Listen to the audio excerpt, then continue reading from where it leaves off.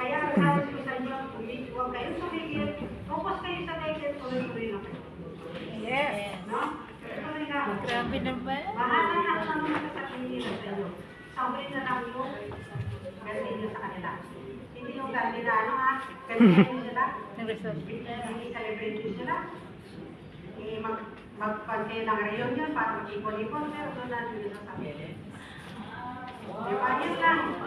Kasi alam niyo sa totoo lang, nung nagtra-tricycle ang asawa ko dyan sa Quezon City, sa Mayuera, binalikan niya lahat ng mga kasamahan niya dyan. Grabe. Binalikan niya. Ang ginawa niya, gitreat niya lahat yung Wow. yung 300 na members dyan. Wow. Pinakain niya lahat.